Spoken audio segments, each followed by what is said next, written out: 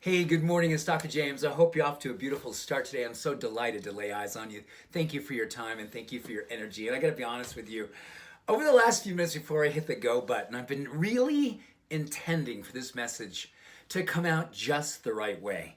And I'm just going to go for it because, I hope you know me well enough to know when I say what I'm going to say with you this morning. I'm saying it with you because I do believe we are here as co-creators. This isn't a community that helps us to express this version of ourselves physically, emotionally, and spiritually, and even materially. And this is all about the science of meditation, its relationship to actually creating what it is that you'd love to experience in your life. And I have been studying all the different research pieces on how meditation works and how you can make it work better. And finally this morning, I read something out of a study that came out of University of Pennsylvania.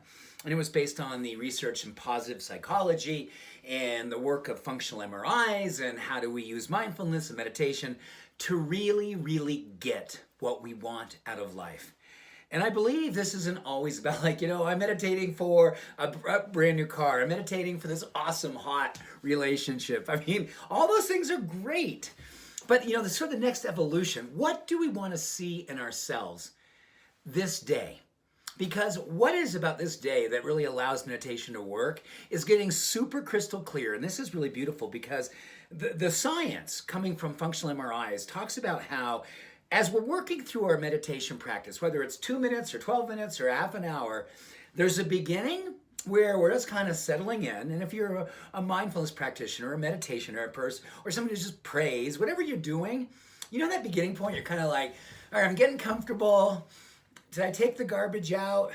Do I look fat in these pants? I mean, and then eventually, that stuff goes away. You settle in and going, oh, I wonder if I'm doing this meditation okay. Does God love me? Am I really connected with the universe? Am I fully present? Where's my mind? And then you kind of, and just maybe for a few moments. So here's what I want to encourage you to think about.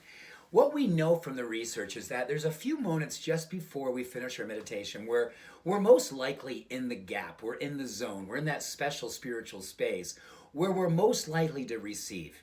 And what we know is that as we're moving through the moments of mindfulness, as we're kind of getting into that space where the peace and the quiet and the tranquility and the presence is really happening, we are beautifully susceptible to creating what it is that we desire in our life.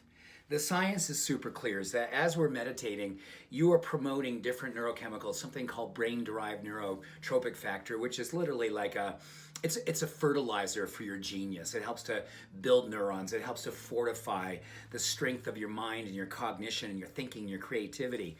At the same time, you are mellowing the critic inside of your brain, mostly coming from the amygdala, which is all about fear and trying to keep you safe and keep you with what's familiar. And I don't know about you, but I love meditating because I want to move from the known, which is potentially like what's not working in my life or what I'd love to have more in my life, and quiet the amygdala so that critical, fault finder can just, take a nap already, relax. Let me come forward. Let my true self come forward.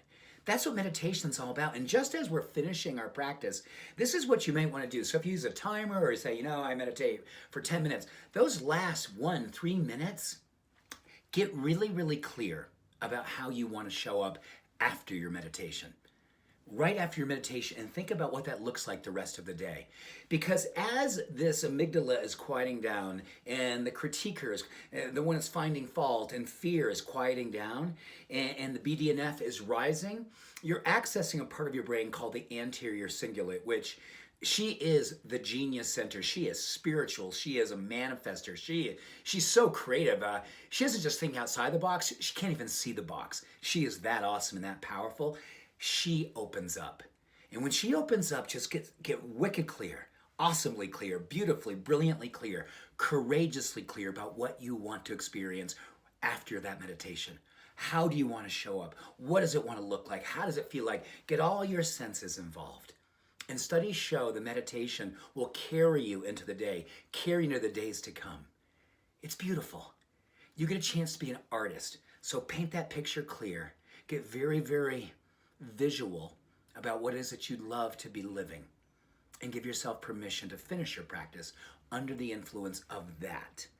And there's a great likelihood that is what you will become. That is what you will see, because that's who you really are. When we get all the stuff out of the way, and the truth and the authenticity of who you are comes through you, in you, and as you. Isn't that beautiful? So let's rise and shine. Much love, many blessings. Have a beautiful day. Bye for now.